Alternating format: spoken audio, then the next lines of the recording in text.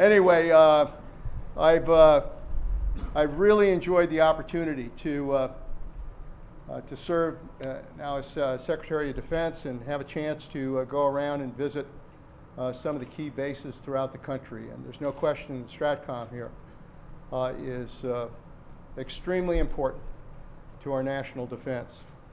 And I want to thank the command. They gave me some very important briefings. As I told them, the briefings were tremendously reassuring, and at the same time they scare the hell out of you because you recognize the threats that are out there and the responsibilities that we all have to make sure that we confront those threats. So my thanks to the command and my thanks to all of you for being wonderful hosts here for me and having a chance to visit out here. As I always do, let me first and foremost thank all of you for your public service. Our democracy cannot survive unless there are people who commit themselves to public service. It is the nature of our country that in order for us to have the strongest country in the world, we've got to give back to this community. We've got to give back to this country. That's why we are strong, is because the American people are willing to do that. My parents, as I mentioned, my parents were both immigrants to this country. And like millions of other immigrants, came here with a little money in their pocket, few skills, but they came because of the opportunities that this country offered. I used to often ask my father, why would you travel all of those miles to come to a strange country? And even though they came from a poor area of Italy, they had family there. Why would you pick up and suddenly leave to come thousands of miles to another country? And my father said that the reason was because my mother and I believed that they could give their children a better life. And that is the American dream. That's what I want for my 3 sons. My wife and I want for our 3 sons, and hopefully that's what they want for their children. It's what all of us want, is to be able to give our children a better life. And the key to doing that is service. The key to doing that is making sure that we provide the security, we provide the kind of country that can provide that better life for our children. My parents used to always say, it is important to give something back to this country because of what this country gave to them. And I think that's the key to public service. The inspiration to be able to serve this country so that we know that America will remain strong. For me, the inspiration came not just from my parents. It came from serving 2 years in the Army and understanding what it meant to work together towards a common mission. And then thirdly, it came from a young president who said, ask not what your country can do for you, but what you can do for your country. All of that inspired me to get involved in public service. And so my wife and I both, we have an institute now in California that tries to inspire young people to get involved in public service because we think that's so important to the future of this country.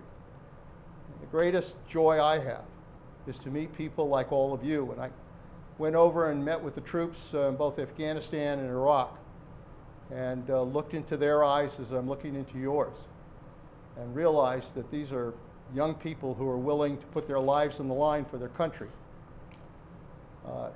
It is, for me, a very moving moment because it tells me that there are those who really do want to make this country strong and want to give back to this country. So first and foremost, let me thank you for your service, for your dedication, for your willingness to put your lives on the line for your fellow citizens.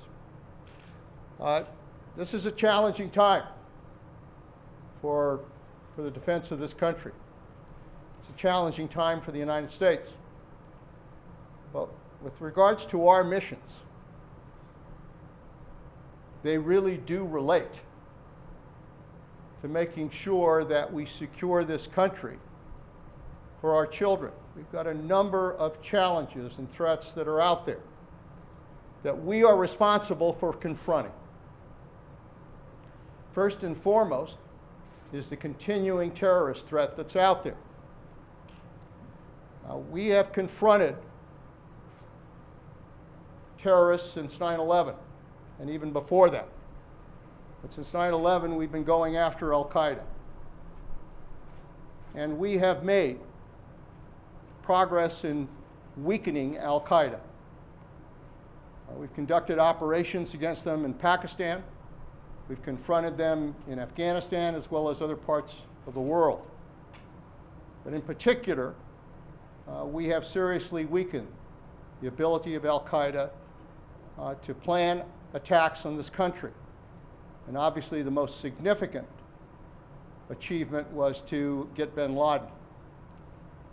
That was, for me, probably one of the proudest moments I've had, with the ability to get the intelligence on where we thought he might be located, but then to work with the military to develop the plans to actually go after him. This was really a tremendous example of the intelligence community and the military community working as a team to accomplish a very important mission, to try to rid the world of this criminal. And we were successful at that. And I think that helped, in fact, continue the effort to weaken al-Qaeda. Doesn't mean that they're gone. They're still around. And there are elements of al-Qaeda that are still out there, that, whose main purpose is to attack our homeland.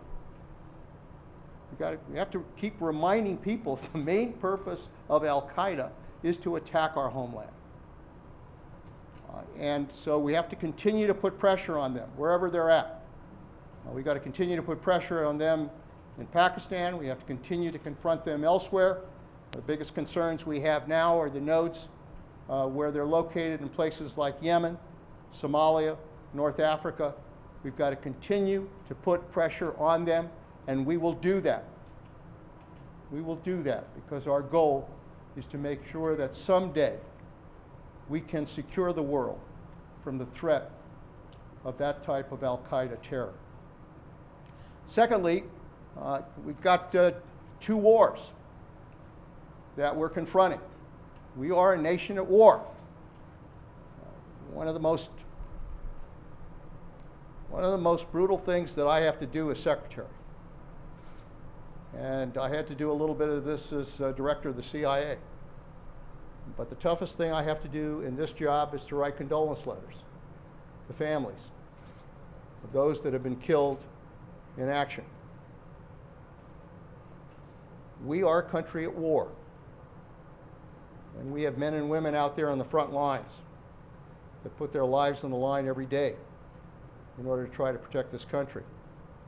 So we've got to do everything possible to make sure that as we draw down in Iraq, as we begin the drawdown in Afghanistan, that we do it in a way that maintains the stability of those countries, so that in Afghanistan, Afghanistan never again becomes a safe haven for al-Qaeda, so that they can conduct attacks on this country.